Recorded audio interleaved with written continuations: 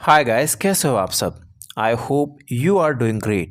In today's video, let's talk about some structures as well as daily use sentences so that you can become fluent in English. Okay, so let's begin the topic now. The first topic would be just because.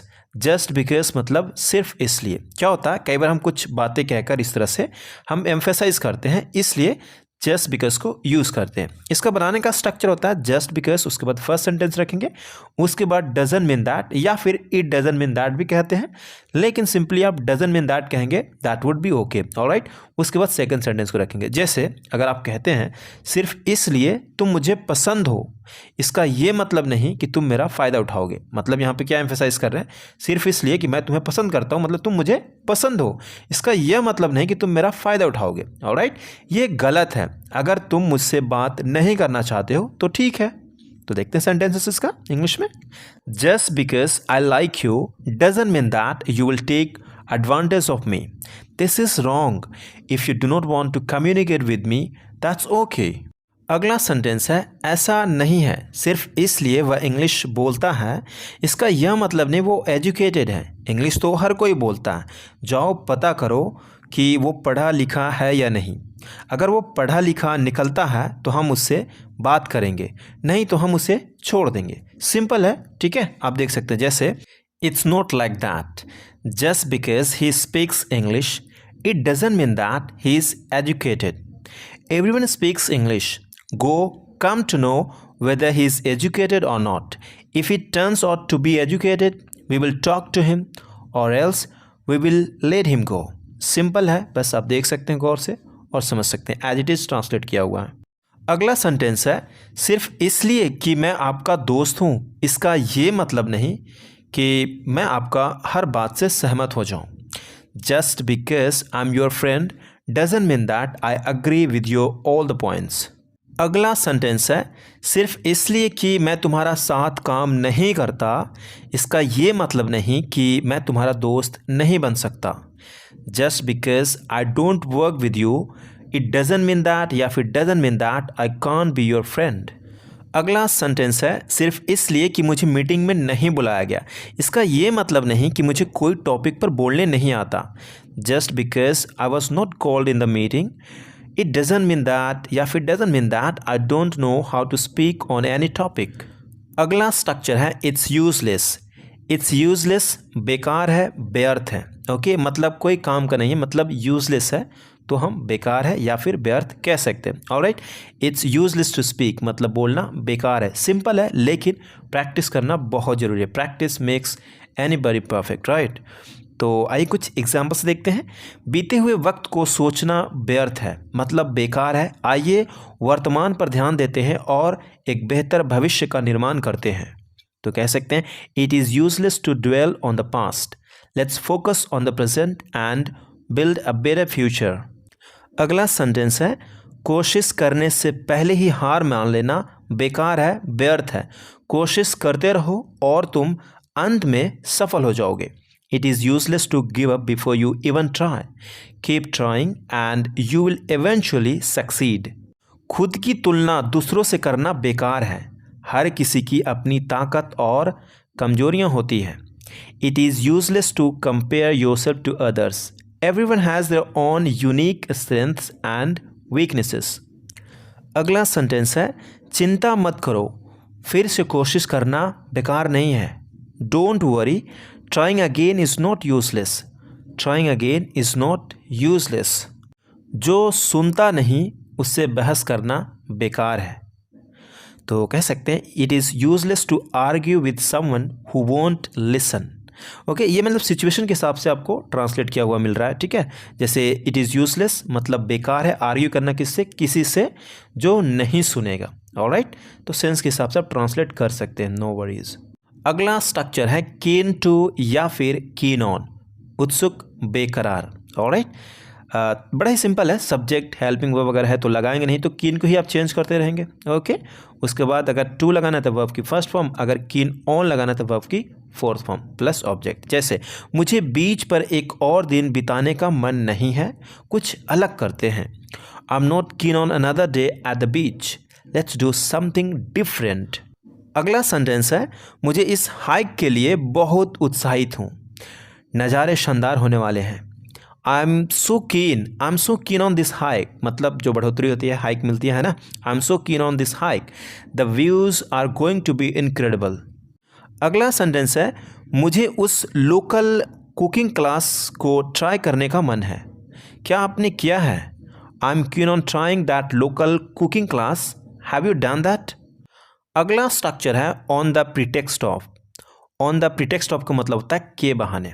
Okay, इसका बनाने का structure होता है sentence, एक complete sentence को रखेंगे plus on the pretext of, अगर कोई वर्ब होगा तो उसमें आप आईएनजी दिखाएंगे या फिर सिंपली नॉन रखेंगे, उसके बाद ऑब्जेक्ट। जैसे म्यूजियम बहुत अच्छा है पर अभी तो मुझे ना बाहर की दुकानों को भी देखना है, इसी बहाने से बाहर चले, मतलब इस बहाने से बाहर चले।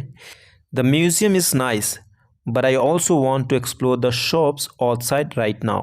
Can we leave on the pretext of that? अगला सेंटेंस है, मुझे लगता है बाजार में ज़्यादा भीड़ हो रही है। क्या हम वापस होटल चलें किसी किताब की तलाश करने के बहाने? I think there is getting too crowded in the market. Can we head back to the hotel on the pretext of looking for a book?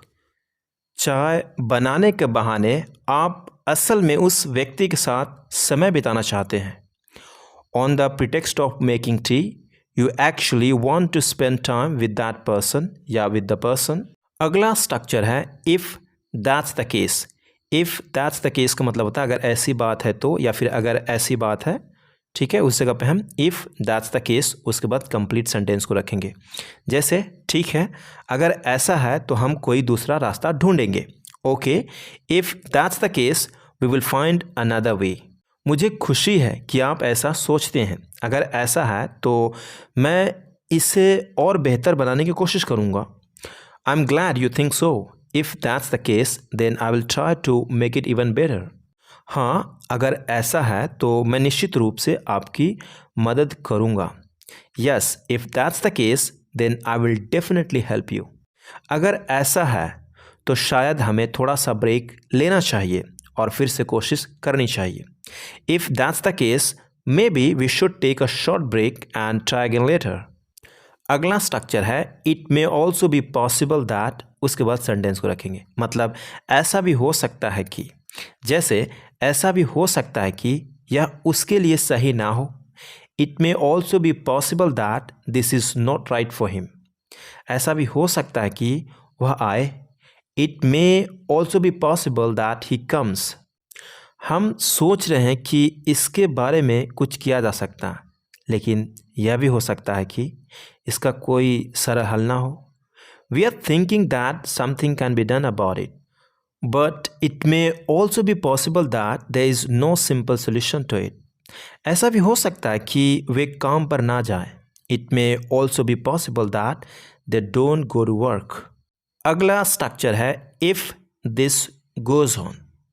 If this goes on का मतलब होता है अगर ऐसे ही चलता रहा, उसके बाद सेकंड सेंटेंस को रखेंगे या फिर कंटिन्यूस भी बोल सकते हैं। ओके, जैसे अगर ऐसा ही चलता रहा तो हमारा जीवन मुश्किल हो जाएगा। If this goes on our life will become difficult. अगर ऐसा ही चलता रहा हमारा बजट बिल्कुल बिगड़ जाएगा। If this goes on our budget will be completely ruined. अगला सेंटेंस है अगर यह ऐसा ही चलता रहा तो हम अपने लक्ष्य को कभी नहीं पाएंगे। If this goes on like this we will never achieve our goals. अगर यह ऐसा ही चलता रहा तो हमारा पर्यावरण बिल्कुल नष्ट हो जाएगा। If this goes on our environment will be completely destroyed. Guys, ज़्यादा हिंदी पे फोकस मत किया करो, सिचुएशन को समझ करके इंग्लिश बोलने की कोशिश किया करो। ओके, तो चलिए आगे बढ़ते हैं। अगला स्ट्रक्चर है लेट्स से दैट। चलो मान लेते हैं कि, लेट्स से दैट उसके बाद जो भी सेंटेंस रखना चाहते हैं रख सकते हैं। जैसे यहाँ पर कोई बड़ा विचार है, मतलब आइडिया है। चलो मान लेते हैं कि हम एक नया प्रोजेक्ट शुरू करते हैं। There is a big idea है, let's say that we start a new project. इसे समझाने के लिए चलो मान लेते हैं कि आप एक शिक्षक हैं और आपके पास 10 छात्र हैं।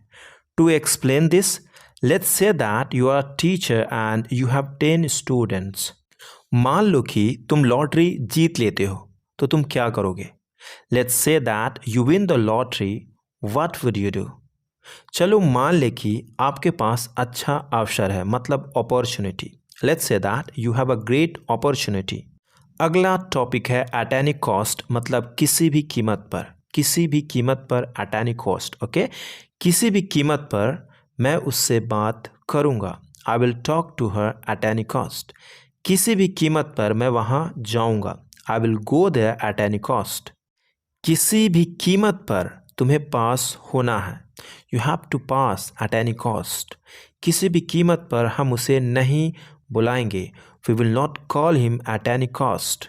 अगला टॉपिक है it's not rocket science. It's not rocket science मतलब कोई चीज़ आसान होना, ठीक है, जिस कहते हैं ये तो बहुत ही मतलब आसान है यार, मतलब कि ये कोई रॉकेट साइंस नहीं है, मतलब कर सकते हैं, उस जगह पे कहते हैं it's not rocket science. Okay, मतलब not overly complicated, easily understandable, मतलब आसान है, समझने लायक, ठीक है, उस जगह पे हम इट्स नॉट रॉकेट साइंस को यूज़ करते हैं। जैसे आइए कुछ एग्जाम्पल्स देखते हैं। यह बहुत आसान है, कोई भी कर सकता है। It's not rocket science, anyone can do it. यह काम तुम्हारे लिए मुश्किल नहीं होना चाहिए। This task shouldn't be difficult for you. It's not rocket science. इस समस्या का समाधान बहुत सरल है। Solving this problem is very simple. It's not rocket science. अगला टॉपिक है in the nick of time. In the nick of time का मतलब होता है बस समय पर पूरा करना, मतलब इन टाइम पर, मतलब थोड़ा देर के लिए आगे पीछे हो जाए लेकिन एकदम एंड टाइम पर, उस जगह पे कहते हैं in the nick of time. जैसे at the very last moment और जस्ट इन टाइम, मतलब समय के अंदर, समय रहते ही, अब और तब। जैसे होता है ना, 1 मिनट बचा आपको फ्लाइट के लिए जाना और 1 मिनट बच रहा, तो उसे कहते हैं in the nick of time, मतलब हमने वहाँ पहुँचा in the nick of time. इस तरह से in the nick of time को यूज़ करेंगे। जैसे आइए कुछ एग्जाम्पल्स देखते हैं। हमारी टीम मैच को जीतने के लिए बहुत पीछे थी, लेकिन फिर भी हमने समय पर जीत हासिल की। Our time was far behind in the match but we manage to win in the nick of time. Train बहुत देर से आई, लेकिन मैं ट्रेन पकड़ने में बस समय पर पहुंचा। The train was very late but I manage to catch it in the nick of time. अगला टॉपिक है under the weather. Under the weather का मतलब होता है अस्वस्थ होना। ओके, अस्वस्थ मतलब अनवेल हैं आप, उस जगह पे अंडर द वेदर को यूज़ करेंगे। फीलिंग अनवेल और not in your best health, उस जगह पे अंडर द वेदर को यूज़ करेंगे। जैसे मेरी बीमारी के कारण मैं ठीक नहीं हूँ। Due to my illness I am feeling under the weather. वह बुखार से जूझ रही है और पिछले 2 दिनों से बीमार रही है, बीमार में रही है। Okay, she is struggling with a fever. She is been under the weather for the last 2 days। I hope you got it everything guys. मिलते हैं अगले वीडियो में, तब तक के लिए अपना ख्याल रखिए। Have a good day, bye bye.